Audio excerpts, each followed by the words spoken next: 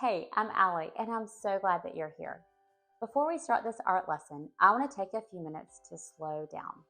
Psalms 46:10 says, "Be still and know that I am God." How do we slow down and know that He's God? So don't skip this. Practice being still with me. Let's focus our hearts and minds on the Creator. And I want you to understand that you are creative. Genesis 1:1 says, "In the beginning, God created." And then later it says, "He created man and woman in His image." Therefore, you are creative. Maybe you're creative with music, writing, creative in the kitchen, maybe outside with flowers or building forts or Legos. How do you create? So this creative process that we're about to go through could be an opportunity for the Lord to speak to you, to encourage you, and to fill your bucket. So let's practice some box breathing. So put your hand on your chest so we can feel that breath coming in and out. And we're going to be literally making a box. We're going to breathe in, we're going to hold it, we're going to breathe out, and we're going to be still. When you breathe in, I want you to breathe in His love, His grace, His goodness, His mercy for you. When you breathe out any worry or frustration that you may have. So let's do 2 box breaths and then we'll get started. So breathe in, hold, breathe out. Be still. Breathe in, hold, breathe out. Thanks. Let's get started. Take your sheet of paper and let's fold it twice. We're going to do over and up. It's okay if it is not perfectly folded because mine's not either. And we're going to write the word oils. And this is going to show us the basic shapes that we can use to draw anything. So write this with me. O, I, capital L, and S. We have circle, straight line, a dot, which is just a circle filled in, angled lines, and curved lines. So let's warm our hands up and draw some of these. So with our circles, you can have them in a variety of different sizes. You can also squish it and make ovals, or like in a kidney bean shape, you could take it and draw a flower. Let's put our lines on here as well. Look, if we put a straight line down, then we just gave it a stem. You can put straight lines together to create different patterns. Use straight lines to create brick patterns.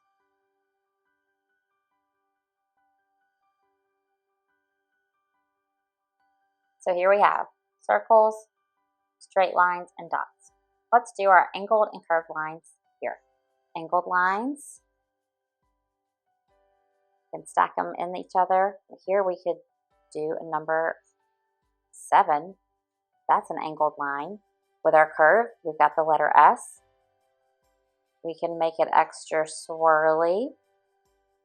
We could take it and make it into an animal, right? A nice curvy snake.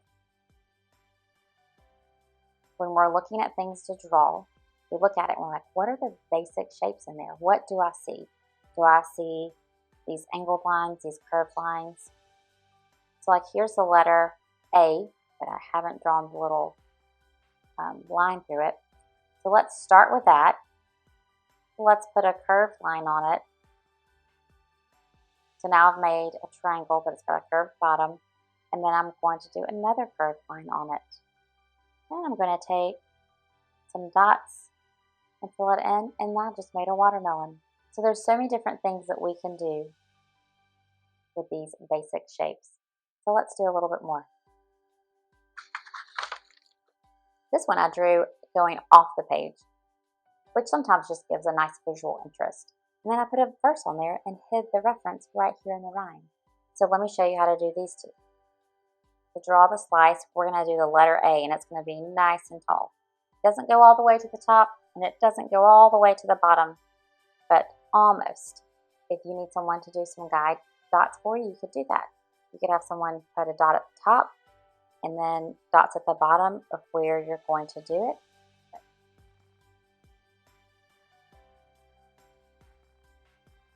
Now we're going to do that curve at the bottom. So from one side to the next. I'm right-handed. If you're left-handed, start over here. Then I'm going to come up and do a parallel line with it. If you do it really low, it may not look right because watermelon rinds are usually nice and thick. Then I'm going to take those seed shapes, little teardrops, and then color them in.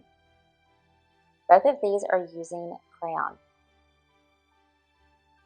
I've got about 2 fingers at the top, 1 finger at the bottom, and I'm coming not quite halfway over. And if yours goes halfway or you do the whole thing on the paper, that's fine. And then I'm going to curve it down. And then I'm going to do another curve that's parallel with that. And then draw in my seeds.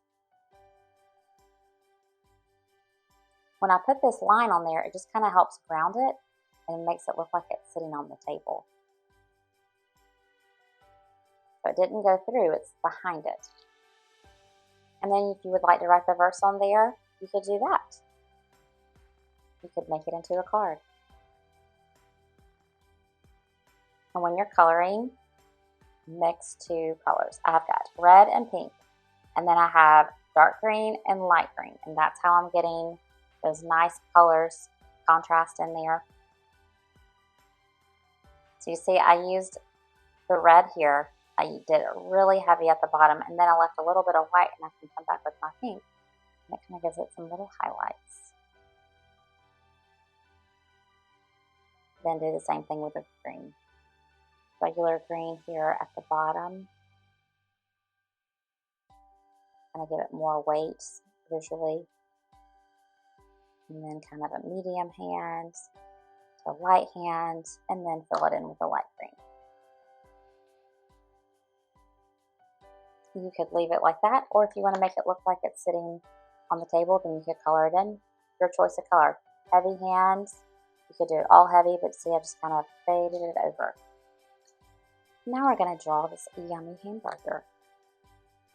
So if we look at these basic shapes, I see like the letter D right here. I see an angled line. I see some wiggly curved lines right here. More curved, almost looks like a parentheses right there.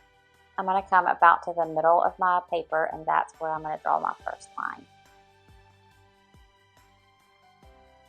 This burger is going to be bigger than that one, and that's okay. I've done this several times, and each one looks a little bit different.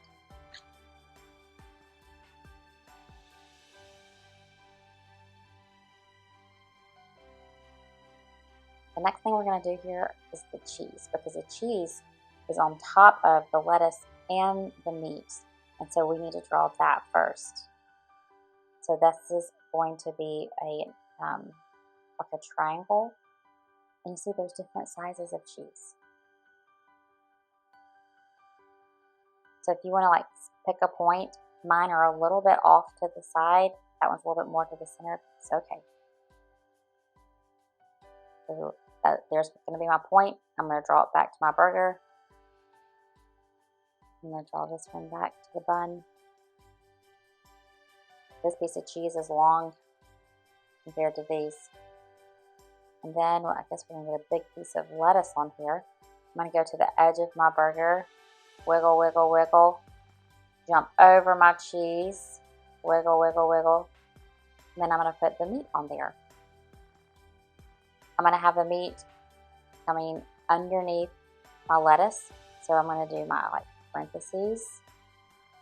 And then same thing on this side, parentheses. And then we're going to do that curved line. It's not quite as curved as the top on this one, but again, they're all a little bit different. Now, to make my patty here look like it's sitting on the bun, I need to extend these lines just a little bit. And then I'm going to do those parentheses again. And then another pair of lines to connect it. And then it's crayon again. And then you can decide, do you want sesame seeds on yours or not?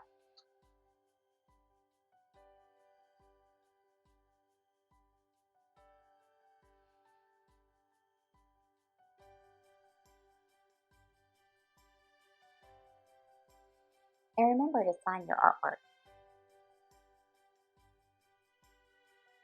I went to a pen because I don't want it to be as big as my verse here or my little message. On this one, I would probably write my notes underneath here to my friend, and then I could, put like Love Allie underneath it. Sometimes I like hiding my signature in what I drew. Could do a whole page of hamburgers. This one I did cheese only, and this one I did plain. Thanks for joining. Thanks for slowing down and creating, because you are creative.